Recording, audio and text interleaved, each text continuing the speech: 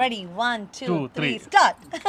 എനിക്ക് തോന്നുന്നത് ലിൻഡു റോണിയെ നമുക്ക് UK-ലോ അല്ലെങ്കിൽ കേരളത്തിലോ പ്രത്യേകിച്ച് ആരും പരിചയപ്പെടുത്തേണ്ട ആവശ്യമുണ്ടെന്ന് തോന്നുന്നില്ല. അത്യാവശ്യം നല്ല ഫേമസ് ആയിട്ടുള്ള ഒരു കണ്ടന്റ് ക്രിയേറ്റർ ആണ് Lindu Rony. Insta, YouTube and Facebook. ഞാൻ ഒരു തിരുത്തുവാട്ടോ. ഞാൻ റീസെന്റ് ആണ് പിന്നെ ഒരു 4 വർഷമൊക്കെ ആയിട്ടേ ഉള്ളൂ ഞാൻ യൂട്യൂബ് അതുപോലെ തന്നെ ഒരു ക്രിയേറ്റർ അല്ലെങ്കിൽ ഒരു ഇൻഫ്ലുവൻസർ ആയിട്ട് ഞാൻ വന്നിട്ട്. പക്ഷെ അതിന് മുമ്പേ ഞാൻ ചെറിയ ചെറിയ മൂവീസിലും സീരിയൽസിലും എന്നെ അങ്ങനെയൊക്കെയാണ് ഇപ്പോഴും ആൾക്കാർ അറിയുന്നത്. ഒരു മിനിറ്റ്, ഞാൻ അങ്ങനെയും പരിചയപ്പെടുത്താനായിട്ട് ഇരുന്നതാണ്. ഇവിടെ ഇപ്പൊ കുറെ പേര് വന്നു, ഞാൻ വിചാരിച്ച എന്നെ അങ്ങ് മറന്നു കാണുന്നത്. പക്ഷെ ഇൻസ്റ്റാഗ്രാമർ അല്ലെങ്കിൽ ആ ഒരു രീതിയിലാണ് ഇപ്പോൾ അറിയപ്പെടുന്നത്. ഞാൻ അതിൻ്റെ അകത്ത് പിന്നാമ്പുറത്തിലേക്ക് പോവാൻ നിൽക്കുമായിരുന്നു. സീരിയലിലും ഇതിലൊക്കെ ഞാനും അങ്ങ് മറന്നുപോയായിരുന്നു. പക്ഷെ ഇന്ന് ഇവിടെ വന്നപ്പോ ഒരുപാട് പേര് ഏഷ്യാനെറ്റിലെ രഹന, അതായത് ഭാര്യ എന്ന സീരിയലിലെ രഹനേനെ ഇങ്ങനെ പറഞ്ഞു ഒരുപാട് കുട്ടികൾ. അപ്പൊ അത് കേട്ടപ്പോ എനിക്ക് പിന്നെയും ഞാൻ അതിലേക്ക് അങ്ങ് വന്നുപോയി. ഞാൻ പ്രത്യേകിച്ചും ഞാൻ മറന്നുപോയതല്ലെന്ന് ഒന്നും കൂടി ഓർപ്പിക്കുന്നു. ഞാൻ അതിന്റെ പിന്നാമ്പുറ കാഴ്ചകളിലേക്ക് വരാനായിട്ട് ഇരുന്നതാണ്. അപ്പൊ പുതിയതായിട്ട് തുടങ്ങിയതാണ് നിങ്ങള്? അത് ഓൾറെഡി കുവൈറ്റിലുണ്ടായിരുന്നു. പക്ഷെ ഞാൻ ഇന്റർവ്യൂസ് ഒന്നും എടുക്കാറില്ല. എന്റെ ഫസ്റ്റ് ഇന്റർവ്യൂ ആണ്. ഇങ്ങനെയല്ലേ നമ്മൾ സ്റ്റാർട്ട് ചെയ്യുക. ഞാൻ റീസെന്റ് കണ്ട ഒരു വീഡിയോ ആണ്. മൈസൂരിലുള്ള ഒരു ഹോസ്പിറ്റലിലെ ഒരു വിഷയവുമായിട്ട് ബന്ധപ്പെട്ടിട്ട് ലിൻഡു റോണി അതിനെ പറ്റി പ്രതികരിക്കുന്നു. എന്തായിരുന്നു ആക്ച്വലി അന്നുണ്ടായ ഒരു സംഭവം? അതിനെപ്പറ്റി ഒന്ന് വിശദീകരിക്കാമോ? ഞാൻ അന്ന് ഹോസ്പിറ്റലിൽ വെച്ചിട്ടുണ്ടെങ്കിൽ ലെവി ഇപ്പം കണ്ടിന്യൂസ് ആയിട്ട് ട്രാവൽ ചെയ്യുന്നുണ്ട് ഞങ്ങളുടെ കൂടെ. മീൻസ് ഞങ്ങൾക്ക് ആഗ്രഹമുള്ളൊരു കാര്യമാണ് ട്രാവലിങ്, ഞങ്ങൾക്ക് ഇഷ്ടമാണ്, അതിനുവേണ്ടി പ്രാർത്ഥിക്കാറുണ്ട്. അപ്പോൾ ഞങ്ങൾ ഫൈനലി ലെവിയും കൊണ്ട് നാട്ടിലേക്ക് പോകുന്നത് 5th മന്തിലാണ്.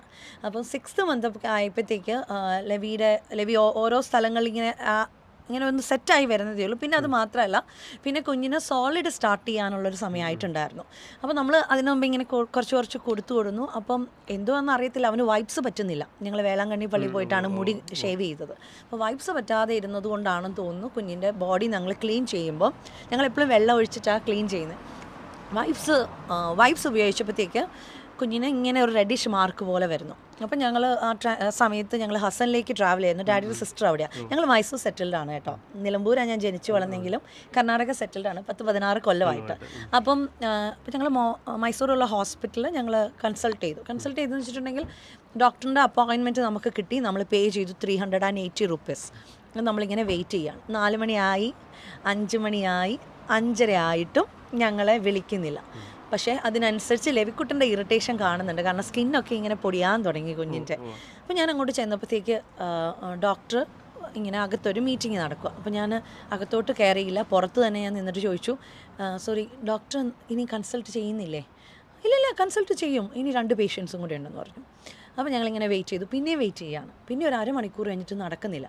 അപ്പം ഞാൻ അങ്ങോട്ട് പിന്നെ കയറാൻ വേണ്ടി തുടങ്ങി. പുള്ളിക്കാരി ഇങ്ങോട്ട് ഇറങ്ങി വന്നിട്ട് പറഞ്ഞു, ഐ ഡോണ്ട് ഹാവ് ടൈം എന്ന് പറഞ്ഞിട്ട് ഒരൊറ്റ പോക്ക്. അപ്പൊ ഇതാണ് ഡയലോഗ്. അതായത് ഡോക്ടർ ഇപ്പൊ നിങ്ങളെ വെയിറ്റ് ചെയ്യിപ്പിച്ചിട്ട് ആ സമയത്ത് നിരാകരിച്ച് പെട്ടെന്ന് അവര് കൺസൾട്ട് സ്റ്റോപ്പ് ചെയ്ത് പുറത്തേക്ക് ഇറങ്ങുവാണ് ചെയ്തത്. പക്ഷേ ഇതാണ് dialogue, I don't have time, എനിക്ക് മീറ്റിംഗ് ഉണ്ടെന്ന് പറഞ്ഞു. അപ്പോൾ ഞാൻ അവിടെ നിന്നിട്ട് 1 മിനിറ്റ് എനിക്ക് എന്ത് സംസാരിക്കേണ്ടതെന്ന് അറിയത്തില്ല. ഞാൻ ആകെ അങ്ങ് സ്റ്റക്കായി പോയി. ഞാൻ ഇങ്ങനെ നിന്നപ്പോഴത്തേക്ക് പുള്ളിക്കാരി വേറെ ഡോക്ടറിൻ്റെ അടുത്ത് കയറിയിട്ട് പറയാണ്, കൺസൾട്ട് ചെയ്യൂ എന്ന് പറഞ്ഞു. അപ്പം ഞാൻ പറഞ്ഞു, എനിക്ക് ഡോക്ടറിനെ ആയിരുന്നു കൺസൾട്ട് ചെയ്യേണ്ടത്. ഡോക്ടർക്ക് ബിസി ആണെന്നുണ്ടെങ്കിൽ തീർച്ചയായിട്ടും ഡോക്ടർ എന്ത് ചെയ്യണം, ഡോക്ടർ നമ്മളുടെ അടുത്തു നിന്നുള്ള കൺസൾട്ടൻറ്റ് ഫീസ് എടുക്കരുത്, എനിക്ക് മീറ്റിംഗ് ഉണ്ട്, ഞാൻ സ്റ്റോപ്പ് ചെയ്തിരിക്കുന്നു എന്ന് പറയണം. ഡോക്ടർക്ക് ഓൾറെഡി 4 മണി വരെ പേഷ്യൻസ് ഉണ്ടായിരുന്നു. എത്ര പേഷ്യൻസ് ഉണ്ടോ എന്ന് ചോദിക്കുന്നത് ഡോക്ടറുടെ മര്യാദയാണ്. അതും ചോദിക്കാതെ ഏതോ ഒരു ആളായിട്ട് ഡിസ്കഷൻ നടക്കുകയാണ്. എനിക്ക് തോന്നുന്നു ആ ഡോക്ടറിൻ്റെ ഹോസ്പിറ്റലാണ്, ഡോക്ടറും ഹസ്ബൻഡും കൂടിയാണ് ഹോസ്പിറ്റലിൽ നടത്തുന്നത്. ഞാൻ അവിടെ നിന്ന് വോയിസ് റേസ് ചെയ്തപ്പോഴാണ് ബാക്കിയുള്ള ആൾക്കാർ പറയുന്നത്, ഞങ്ങളൊക്കെ കുറേ നേരമായിട്ട് വെയിറ്റിംഗ് ആണ്, എൻ്റെ കുഞ്ഞിന് ഒരുപാട് നേരമായിട്ട് ഛർദിൽ അതുപോലെ തന്നെ പനിയായിട്ട് വന്നാണ് കാണുന്നത്. അപ്പോൾ ഞാൻ വിചാരിക്കുകയാണ്, ഇപ്പം ഞാനൊരു മീഡിയ പേഴ്സൺ ആയപ്പോഴത്തേക്ക് അവർ സോറി പറയുന്നു. നെക്സ്റ്റ് ഡേ ഡോക്ടർ രാവിലെ എന്നെ വിളിച്ചു, നിങ്ങൾ ഒരു വീഡിയോ ഇനി പോസ്റ്റ് ചെയ്യരുത്, ഞാൻ റിക്വസ്റ്റ് ചെയ്യുകയാണ്, എന്ത് കോമ്പൻസേഷൻ വേണമെങ്കിലും തരാമെന്ന്. അത് നമ്മൾ വീഡിയോ പേഴ്സൺ അതും പറയാം. ആയതുകൊണ്ടും ഞാൻ മൈസൂരിൽ താമസിക്കുന്ന ലോക്കൽ ലാംഗ്വേജ് കന്നഡ അറിയുന്ന ഒരാളായതുകൊണ്ടും പിന്നെ എൻ്റെ ഫാമിലി, എൻ്റെ ചേച്ചിയുടെ ഡെലിവറി 3 അവിടെയായിരുന്നു. പിന്നെ അത് കൂടാതെ സിഗ്മ ഹോസ്പിറ്റൽ എന്നാണ് ഹോസ്പിറ്റലിൻ്റെ പേര്. അത് കൂടാതെ പിന്നെ അവിടുത്തെ മെയിൻ ആളുകളെ എല്ലാം തന്നെ എനിക്കറിയാം. അങ്ങനെയാണ് ഡോക്ടർ അറിയുന്നത് ഞാനൊരു മീഡിയ പേഴ്സൺ ആണെന്നും ഞാൻ വീഡിയോ പോസ്റ്റ് ചെയ്ത് തുടങ്ങിയെന്നും. അതുകൊണ്ട് മാത്രമാണ് ഇതാക്കിയത്. അവിടെ നിന്ന് അത്രയും പേഷ്യൻസ് അല്ലെങ്കിൽ അത്രയും കുട്ടികൾ, അതും കുഞ്ഞുങ്ങളുടെ ഒരു ഡോക്ടറാണ്. അത് മാത്രമല്ല, നമ്മൾ എന്ത് വിശ്വസിച്ചിട്ടാണ് പോകുന്നത്, നമുക്കോ അറിയത്തില്ല. ഞാൻ ഒരു നേഴ്സൊന്നും, എൻ്റെ മമ്മി എൻ്റെ മദറിലോയും ഒക്കെ നേഴ്സാണ് കേട്ടോ. പക്ഷെ എന്നാലും നമ്മൾ കുഞ്ഞിന് എന്തെങ്കിലും സംഭവിക്കുമ്പോൾ ഓടി ഒരു ഡോക്ടറിൻ്റെ അടുത്ത് എത്താൻ നേരത്ത് നമുക്ക് കിട്ടേണ്ട ഒരു ആശ്വാസം എന്താ? ഒന്നുമില്ല, പാരസെറ്റമോൾ വന്നാലും മതി, നമുക്ക് സമാധാനം. പക്ഷെ ആ കിട്ടിയ ഒരു ട്രീറ്റ്മെൻറ്റ്, അതെനിക്ക് തോന്നി റിയാക്ട് ചെയ്യണം. അത് ഞാൻ മീഡിയ ആയതുകൊണ്ടൊന്നും അല്ല, ഞാനൊരു അമ്മയായി പ്രതികരിച്ചു പോയതാണ്. അമ്മയായിട്ട് മാത്രമായിട്ട് എനിക്ക് തോന്നുന്നില്ല, അവിടെ ഉള്ള അതായത് സാധാരണക്കാരായിട്ടുള്ള ജനങ്ങൾ നിൽക്കുമ്പോൾ അവരോടൊന്നും പ്രതികരിക്കാണ്ട് പിന്നെ നമ്മളൊരു മീഡിയ പേഴ്സൺ ആയതിൻ്റെ പേരിൽ മാത്രമാണ് അവർ നമുക്ക് റിപ്ലൈ തന്നതെന്നാണ് ഞാൻ പിന്നെ അവിടെ ഒന്നും പോയിട്ട് ഈ പറഞ്ഞതുപോലെ അവിടെ ഒരു വോയിസ് ഒന്നും ഇട്ടില്ല.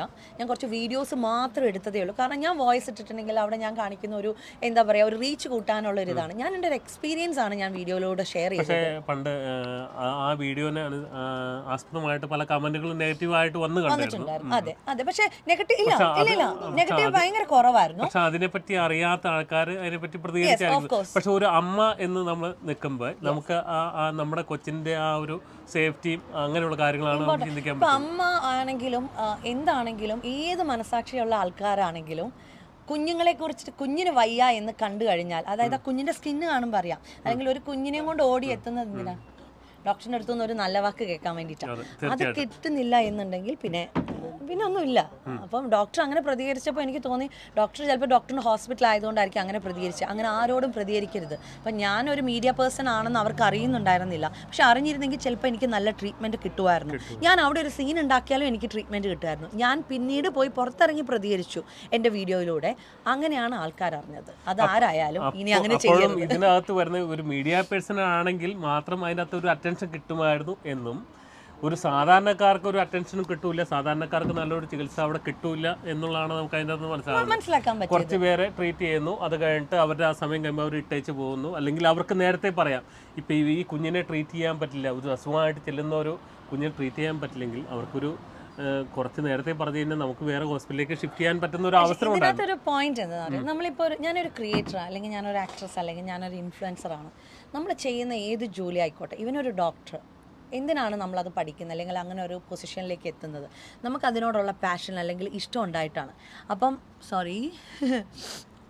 നമുക്കതിനോടുള്ള പാഷൻ അല്ലെങ്കിൽ ഇഷ്ടം ഉണ്ടായിട്ടാണ്. അപ്പം നമ്മൾ ചെയ്യുന്ന ഏത് ജോലി ആയാലും അതിന് 100% സിൻസിയാരിറ്റിയോട് കൂടി ചെയ്യുക. ഇല്ലെങ്കിൽ നമ്മളത് ചെയ്യാൻ നിൽക്കരുത്. നമ്മൾ ഏതൊരു കാര്യം നമ്മളെ ഏൽപ്പിക്കുമ്പോൾ, അല്ലെങ്കിൽ ഒരു ഡോക്ടർ ആയിക്കോട്ടെ, ഒരു ടീച്ചർ ആയിക്കോട്ടെ, ഒരു സ്റ്റുഡൻറ്റ് ആയിക്കോട്ടെ, അല്ലെങ്കിൽ എന്തോ ആയിക്കോട്ടെ, ഇപ്പോൾ ഒരു ക്രിയേറ്റർ ആയിക്കോട്ടെ, അല്ലെങ്കിൽ ഞാനൊരു ഇൻഫ്ലുവൻസർ ആയതുകൊണ്ട് എനിക്കൊരു വീഡിയോ അല്ലെങ്കിൽ ഒരു പ്രൊമോഷൻ വീഡിയോ തരുമ്പോൾ ഞാൻ അതിൻ്റെ 100% ഇട്ട് കൊടുത്താൽ മാത്രമേ എനിക്ക് അടുത്ത വർക്ക് വരത്തുള്ളൂ, അല്ലേ? നമ്മളുടെ ഡോക്ടർ പെരുമാറുന്നതിനനുസരിച്ചല്ലേ നമുക്കും അടുത്തായിട്ട് അയ്യോ ആ ഡോക്ടർ നല്ലതാണ് ഒരു 10 പേരോട് പറയാൻ പറ്റുള്ളൂ. മീഡിയയും കാട്ടി ഏറ്റവും വലിയ പവർഫുൾ ആയിട്ടുള്ള ഒരു പബ്ലിസിറ്റിയാണ് മൗത്ത് പബ്ലിസിറ്റി. അപ്പം അങ്ങനെ നമ്മുടെ എക്സ്പീരിയൻസ് നമ്മൾ ഷെയർ ചെയ്യുമ്പോഴാണ് മറ്റുള്ളവർ ഇത് അറിയുന്നത്. നമ്മളിപ്പോൾ ഒരുപാട് പബ്ലിസിറ്റികളൊക്കെ ഷെയർ ചെയ്യുന്നത്, അല്ലെങ്കിൽ ഒരുപാട് ഇപ്പം നമുക്ക് ഒരുപാട് പരസ്യങ്ങളുടെയൊക്കെ ഭാഗമാവേണ്ടി വരുന്നുണ്ട്. അപ്പോൾ അതിൽ ഇപ്പം ലിൻഡു അതിനകത്ത് ഇഷ്ടപ്പെട്ട, അതായത് ഒരു ഫുഡ് ഇഷ്ടപ്പെട്ടിട്ട് മാത്രം നമുക്ക് അക്സെപ്റ്റ് ആയിട്ടുള്ള ഒരു കണ്ടന്റ് മാത്രം, അല്ലെങ്കിൽ അതിനെപ്പറ്റിയുള്ള പരസ്യങ്ങൾ മാത്രമാണോ ചെയ്യുന്നുള്ളൂ? എൻ്റെ കൊളാബ് നിങ്ങൾ ശ്രദ്ധിച്ചാൽ അറിയാം, ഞാൻ ചെയ്തിട്ടുള്ള ഏത് കൊളാബ് ആണെങ്കിലും ഒന്നിലല്ല നിൽക്കുന്നത്, കണ്ടിന്യൂസ് 3 വർഷം 4 വർഷമാണ്. അത് എന്നോടുള്ള വിശ്വാസമാണ്. ആർക്ക്? എനിക്ക് വർക്ക് തരുന്ന ആൾക്കാർക്കും അതുപോലെ തന്നെ എന്നെ ഫോളോ ചെയ്യുന്ന ആൾക്കാർക്കും. ഞാൻ ഇപ്പോൾ നമ്മൾക്ക് പേയ്മെൻറ്റ് മാത്രമല്ല ഇതിനകത്ത് ഉള്ളത്. ഞാനൊരു ഇൻഫോർമേറ്റീവ് വീഡിയോ ചെയ്യുന്ന ഒരു കണ്ടൻറ് ക്രിയേറ്ററാണ്. അതുകൊണ്ട് തന്നെ ഞാൻ പറയുന്നത് വെച്ചിട്ടായിരിക്കും പലരും അത് ഫോളോ ചെയ്യുന്നത്. പിന്നെ ചില വർക്കുകൾ നമുക്കറിയത്തില്ല, നമ്മൾ യൂസ് ചെയ്താലേ അറിയുള്ളൂ. ഇപ്പോൾ ചില റെസ്റ്റോറൻറ്റ്സ് അല്ലെങ്കിൽ നമുക്ക് എന്തെങ്കിലും പ്രൊഡക്റ്റുകൾ തരുവാണെങ്കിൽ നമ്മളത് ഉപയോഗിക്കും, അല്ലെങ്കിൽ നമ്മളിത് യൂസ് ചെയ്തതിന് ശേഷം ഒരു പ്രാവശ്യം ചേച്ചി ഞങ്ങൾക്കിത് നന്നായിട്ടില്ല, എനിക്കും നന്നായിട്ടില്ല എന്ന് തോന്നിയാൽ പിന്നെ ഞാൻ ആഡ് ചെയ്യാറില്ല. അതെൻ്റെ പല ആഡും കാണുമ്പോൾ നിങ്ങൾക്ക് മനസ്സിലായി കാണും. പിന്നെ ഇത് എൻ്റെ ബ്രെഡ് ആൻഡ് ബട്ടറാണ്. ഞാനൊരു ഇൻഫ്ലുവൻസർ ആയതുകൊണ്ട് തന്നെ എനിക്ക് കണ്ടൻറ് ചെയ്യേണ്ടി വരും, എനിക്ക് ആഡ്സ് ചെയ്യേണ്ടി വരും എന്ന് കരുതി അയ്യോ ഇത് ഇപ്പോൾ ഒരു പേയ്മെൻറ്റിന് മാത്രമാണെന്ന് ചോദിച്ചാൽ ഇല്ല, ഇതെനിക്ക് ഇഷ്ടമുള്ളൊരു കാര്യമാണ്, അതുകൊണ്ട് ഞാൻ ചെയ്യുന്നു. പക്ഷേ പേയ്മെൻറ്റ് മാത്രമല്ല, അത് ഇഷ്ടപ്പെട്ടിട്ടും അത് നമ്മൾ അടുത്തറിഞ്ഞിട്ടും ചെയ്യുന്നൊരു വർക്കായിട്ടാണ് പറയുന്നത്. എന്താണ് ഇപ്പോൾ വീഡിയോ ചെയ്യാനായിട്ട് ഉപയോഗിക്കുന്ന മൊബൈലിലാണോ, അതല്ലെങ്കിൽ ക്യാമറയിലാണോ, അല്ലെങ്കിൽ എന്തിനാണ് വീഡിയോ? ഞാൻ സാധാ നമ്മുടെ ഐഫോണിലാണ് കേട്ടോ ഉപയോഗിക്കുന്നത്. iPhone-ന്റെ പക്ഷേ ഇതിൻ്റെ ഇടയ്ക്ക് ഒരുപാട് സംഭവങ്ങൾ ഹസ്ബൻഡ് എനിക്ക്, ഞാനല്ല ഈ ഒരു ടെക് പരമായിട്ടുള്ള കാര്യങ്ങളെല്ലാം ഹസ്ബൻഡാണ് അത് ഹാൻഡിൽ ചെയ്യുന്നത്. പക്ഷേ എനിക്ക് ഏറ്റവും കംഫർട്ടബിൾ ഐഫോണാണ്. പിന്നെ എനിക്കിപ്പം എൻ്റെ കൂടെ എപ്പോഴും കട്ടയ്ക്ക് നിൽക്കുന്ന 3-4 വർഷമായിട്ടുള്ള ശേഖർ ഫോട്ടോഗ്രാഫിയും അതുപോലെ തന്നെ റിജോഷ് കർഗൻസ് എന്നുള്ള പേര് നിങ്ങൾ അറിയുന്നുണ്ടാവും. കുഞ്ഞ് വന്നതിന് ശേഷം എനിക്ക് ഒരുപാട് ബുദ്ധിമുട്ടാണ് എഡിറ്റ് ചെയ്യാനൊക്കെ. ഞാൻ രാവിലെ 2 മണി 3 മണി വരെയൊക്കെ പ്രൊമോഷൻസിൻ്റെ ആഡ്സ് വർക്കുകളെല്ലാം വേറെ സെപ്പറേറ്റ് ടീമും ഉണ്ട്, സെപ്പറേറ്റ് പേയ്മെൻറ്റും ഞങ്ങൾ അവർക്ക് വേണ്ടിയിട്ട് വെച്ചിട്ടുണ്ട്. കാരണം അവരും എനിക്ക് വേണ്ടി ടൈം സ്പെൻഡ് ചെയ്ത് വർക്ക് ചെയ്യുന്നവരാണ്. അപ്പോൾ അതിനനുസരിച്ചാണ് ഞാൻ ചെയ്യുന്നത്. കാരണം ഇവിടെ നമ്മൾ വർക്ക് ചെയ്യുന്ന ഓരോ അവറിനും. ഐഫോൺ ഇപ്പോൾ എനിക്കുള്ളത് 15 Pro ആണ്. 16 Proയിലേക്ക് മാറേണ്ട ഒരു സിറ്റുവേഷൻ എനിക്കിപ്പോൾ റീസെൻ്റ്ലി വന്നു. കാരണം 2 മാസം ആയുള്ളൂ 15 Pro എടുത്തിട്ട്. പക്ഷേ 15 Proയ്ക്ക് ഒരുപാട് കംപ്ലൈൻറ്റ് ഉണ്ടായത് കാരണം അവർ തന്നെ ഒരു സജഷൻ തന്നു, പിന്നെ മാഡത്തിന് വേണമെങ്കിൽ 16 Proയിലേക്ക് മാറാം. ബിക്കോസ് എൻ്റെ 1 TB നമുക്ക് ഒരുപാട് വീഡിയോ എടുക്കണ്ടേ. അപ്പോൾ അവരങ്ങനെ ഒരു സജഷൻ പറഞ്ഞിട്ടുണ്ട്. പക്ഷെ ഞാൻ നോക്കിയപ്പം വലിയ ഫീച്ചേഴ്സ് ഒന്നും കാണുന്നില്ല. 16 Proയിൽ എത്ര TB വരെ? 1 TB തന്നെയാണ്. ഞാൻ 1 TB തന്നെയാണ്. പക്ഷേ 13 Pro Max ഉപയോഗിക്കുന്ന ഒരാളാണ്. എന്റെയിലും 1 TB ആണ്. ബിക്കോസ് അല്ല, ഞാൻ പറഞ്ഞത് ഈയിടെയാണ് 15 Pro കിട്ടിയത് എൻ്റെ ബർത്ത്ഡേക്ക്, ജൂലൈ 4th. അപ്പം എനിക്കത് ഇനിയും പൈസ കൊടുത്ത് എന്തിനാ അത് മേടിക്കണേ ചോദിച്ചപ്പോൾ അവരൊരു ഓപ്ഷൻ തന്നതാണ്. കാരണം 15 Pro സ്റ്റോപ്പ് ചെയ്തു, അതായത് നിർത്തലാക്കി, ഇനിയില്ല എന്ന് പറയുന്നു. എനിക്കറിയില്ല, ന്യൂസൊക്കെ വന്നു. പിന്നെ അവർ പറഞ്ഞു നമുക്ക് എന്തെങ്കിലും അതിന് ആക്ച്വലി എൻ്റെ ഭയങ്കരമായിട്ട് ഹീറ്റ് ആവുന്നുണ്ട്, മൈക്ക് വെക്കുമ്പോൾ ഹീറ്റ് ആവുന്നു, പെട്ടെന്ന് സ്വിച്ച് ഓഫ് ആവുന്നു, ബ്ലാക്ക് കളർ വരുന്നു. അപ്പോൾ എനിക്ക് ഇതൊക്കെയാണല്ലോ നമുക്ക് വേണ്ടത്. അപ്പോൾ അതുകൊണ്ട് അവരൊരു ഓപ്ഷൻ തന്നിട്ടുണ്ട്. ഒന്നെങ്കിൽ നമുക്കത് ചേഞ്ച് ചെയ്തിട്ട് 16 Proയിലേക്ക് അപ്ഗ്രേഡ് ചെയ്യാമെന്ന്. ഞാൻ ഡിസൈഡ് ചെയ്തിട്ടില്ല. അടുത്ത ശനിയാഴ്ചയാണ് അപ്പോയിൻമെന്റ് കിട്ടിയിരിക്കുന്നത്. നോക്കണം. അങ്ങനെ ഫോണിനോടൊന്നും വലിയ ക്രേസ് ഇല്ലാത്ത ആളാണ്. മൈക്കുകൾ ഞാൻ യൂസ് ചെയ്യാറുണ്ട്. ഞാൻ ആക്ച്വലി റോഡ് ഉപയോഗിച്ചുകൊണ്ടിരുന്ന ആളാണ്. എനിക്കൊരു കംഫർട്ട് ആയിട്ട് തോന്നിയില്ല റോഡ്. പക്ഷെ നല്ല ക്ലാരിറ്റി ഉള്ളതാണ്, പറയാതിരിക്കാൻ വയ്യ. മൊബൈലുമായിട്ട് യൂസ് ചെയ്യാൻ പറ്റുന്നില്ല. അല്ലാത്ത ക്യാമറയിൽ എനിക്ക് തോന്നുന്നു മൈക്ക് ഞാൻ ഇപ്പോൾ റീസെന്റ് എനിക്ക് മേടിച്ചു തന്നെ. ഞാൻ പറഞ്ഞല്ലോ, എനിക്ക് മൈക്കും കാര്യങ്ങളൊക്കെ മേടിച്ചിരുന്ന ഹസ്ബൻഡാണ്. എൻ്റെ ബർത്ത്ഡേ ഗിഫ്റ്റിന് ഫോണിനോടൊപ്പം തന്നെ പുതിയ മൈക്കും അപ്ഗ്രേഡ് ചെയ്ത് തന്നിട്ടുണ്ട്. So Hollyland Lark Max wireless 2 അങ്ങനെ ഏതോ ഒരു മൈക്കാണ്, ഈ ബട്ടൺസ് പോലെ. അപ്പോൾ ഈ വീഡിയോന്റെ പിന്നിലെല്ലാം ഹസ്ബൻഡ് ഉണ്ടോ? ഭയങ്കര എന്താ പറയാ, സപ്പോർട്ടീവ് ആണ്. ഹസ്ബൻഡിന്റെ പേര് Ronnie Eapen Mathew. Husband actually student ആയിട്ടാണ് വന്നത്. Born and brought up Kuwait ആണ്. നിങ്ങളും കുവൈറ്റിലാണെന്ന് അറിഞ്ഞു. അപ്പോൾ ഫാമിലിയൊക്കെ അവിടെയായിരുന്നു. അവരുടെ പപ്പായ നെസ്ലയുടെ മാനേജറായിട്ട് വർക്ക് ചെയ്യുമായിരുന്നു. മമ്മി ആക്ച്വലി നേഴ്സായിരുന്നു, പീഡിയാട്രിക് ഡിപ്പാർട്ട്മെൻറ്റ്. അവർ 3 മക്കളാണ്. റോണിയാണ് മൂത്ത ആൾ. രണ്ടാമത്തെ ആൾ റെനി ആക്ച്വലി ഇവിടെയുണ്ട്, ഡെവൻ എന്ന് പറഞ്ഞ സ്ഥലത്ത്. മൂന്നാമത്തെ ആൾ റൂബി. അവർ ആക്ച്വലി മാഞ്ചസ്റ്ററിലായിരുന്നു, ഇപ്പോൾ മൈഗ്രേറ്റ് ചെയ്ത് ഓസ്ട്രേലിയയിലേക്ക് പോയി. റോണി വർക്ക് ചെയ്യുന്നത് D2 ഇൻ്റർനാഷണൽ എന്ന് പറഞ്ഞൊരു ചെറിയൊരു കമ്പനിയിലാണ് ഡയറക്ടറായിട്ട് ഇപ്പോൾ വർക്ക് ചെയ്യുന്നു. റോണിയുടെ പ്രൊജക്റ്റുകളാണ് നിങ്ങളിപ്പം വോക്കി ടോക്കി ബിൽഡിംഗ്, ഏറ്റവും ടോളസ്റ്റ് ബിൽഡിംഗ് പണ്ടുണ്ടായിരുന്നത്. പിന്നെ അതുപോലെ തന്നെ ഇപ്പോഴത്തെ ബാറ്റ്സി പവർ സ്റ്റേഷൻ എല്ലാം പുള്ളിയുടെ ഡിസൈനാണ്. സോ പുള്ളി actually lift and escalator specialist ആണ്. Lift and escalator. ഞാനും ഒരു ലിഫ്റ്റ് ടെക്നീഷ്യനാണ്. ലിഫ്റ്റ് ടെക്നീഷ്യനായിട്ടാണ് ഞാൻ വർക്ക് ചെയ്തുകൊണ്ടിരുന്നത്. ഇപ്പൊ യുകെയിലെ കാര്യങ്ങൾ വന്നു കഴിഞ്ഞപ്പോൾ നമ്മൾ അതിനകത്തേക്ക് മാറിയില്ല. അപ്പം പുള്ളി ബിസിയാണ്. പുള്ളി പക്ഷേ ബാക്ക് സപ്പോർട്ടാണ്. ഒരിക്കലും ഒരു ക്യാമറയുടെ ഫ്രണ്ടിൽ ഇങ്ങനെ ചിരിക്കാൻ പറ്റില്ല അല്ലേ? അത് ഞാൻ ചിരിക്കുന്നുണ്ടെങ്കിൽ എൻ്റെ ഫാമിലിയും എൻ്റെ ഹസ്ബൻഡും തന്നിട്ടുള്ള സപ്പോർട്ട്. ഇനി ഇപ്പോൾ ഉള്ള കൊച്ചു കുരുന്നിൻ്റെ വിശേഷങ്ങളിലേക്കൊന്ന് പോകാം. കൊച്ചു കുഞ്ഞിനെ ഞങ്ങൾ ഒരുപാട് പ്രാർത്ഥിച്ച് കിട്ടിയതാണ്. 8 വർഷമായിട്ട് എന്തോ പറയുന്നത്, ഞാൻ മാത്രമല്ല എൻ്റെ കൂടെ ഒരുപാട് പേര് പ്രാർത്ഥിച്ചിട്ടുണ്ട്. കുഞ്ഞിനെ കുറിച്ച് പറയണമെന്നുണ്ടെങ്കിൽ ഈസ് എ ബ്ലെസ്ഡ് ബേബി. ഇതാണ്ട് നിൽക്കുന്ന എന്നെ നോക്കി. ഹലോ,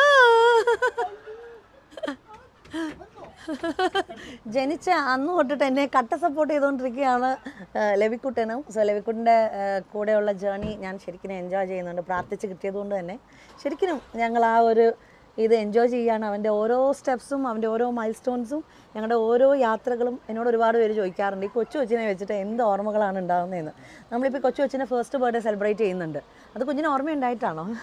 അതുപോലെ പല സിറ്റുവേഷൻ, പല യാത്രകളൊക്കെ മെമ്മറി അല്ലേ. നാളെ നമുക്ക് എന്താ സംഭവിക്കുന്നതെന്ന് പറയാൻ പറ്റില്ല. പിന്നെ എനിക്കറിയില്ല, ഞാനും ഈ ഒരു ജേർണി ഏറ്റവും കൂടുതൽ എൻജോയ് ചെയ്യുന്നുണ്ട് ലവിയുടെ കൂടെ. സോ അപ്പം ഈ ഒരു ഫേസ് ദ ബെസ്റ്റ് ഫേസ്. ഇതിനകത്ത് കണ്ടന്റ് ക്രിയേറ്റേഴ്സിനോട് കൊടുക്കാനുള്ള ഒരു ഉപദേശം എന്നുള്ള രീതിയിൽ എന്തെങ്കിലും പറയാനുണ്ടോ? ഏത് കണ്ടന്റ് ക്രിയേറ്റേഴ്സ് ആണെങ്കിലും ഇൻഫ്ലുവൻസർ ആണെങ്കിലും ഒരേ ഒരു കാര്യം എനിക്ക് പറയാനുള്ളൂ, പെർസിസ്റ്റൻ്റ് ആയിട്ട് നിങ്ങൾ കണ്ടിന്യൂസ് ആയിട്ട് വീഡിയോ ചെയ്യുക. ഇന്ന് ചിലപ്പോൾ റിസൾട്ട് കിട്ടിയില്ലെങ്കിലും നാളെ നിങ്ങളെ കാത്തിരിക്കുന്ന വലിയൊരു പ്ലാറ്റ്ഫോം ആയിരിക്കും. സോ നമ്മളിവിടെ ക്രിയേറ്റ് ചെയ്യുന്നത് ഒരുപാട് മെമ്മറീസാണ്. ഓക്കെ, സോ നമ്മൾ ഓൾറെഡി ഒരു പ്ലാറ്റ്ഫോം, ഞാനൊരു പ്ലാറ്റ്ഫോം ഓപ്പൺ ആക്കിയിട്ടുണ്ട്. ആ ഓപ്പൺ ഡോറിൽ ആർക്ക് വേണമെങ്കിലും വന്ന് നിങ്ങളുടെ സങ്കടം പറയാം. ഞാൻ കേൾക്കാൻ തയ്യാറായിട്ടുള്ളൊരു ക്രിയേറ്ററാണ്. എനിക്കിഷ്ടമാണ് സംസാരിക്കാനും. അപ്പോൾ അതുപോലെ തന്നെ എല്ലാവരും ഡിഫറെൻ്റ് ആയിട്ടുള്ള പ്ലാറ്റ്ഫോംസാണ് സ്റ്റാർട്ട് ചെയ്തിരിക്കുന്നത്. ഓരോ ക്രിയേറ്റീവ് ആയിട്ടുള്ള കാര്യങ്ങളാണ് നിങ്ങൾ എടുത്തിരിക്കുന്നത്. സോ അതിനോട് ആത്മാർത്ഥതയോടെ 100% ഇട്ടിട്ട് വർക്ക് ചെയ്യുക. 100% ഇട്ടിട്ട് വർക്ക് ചെയ്തിട്ടുണ്ടെങ്കിൽ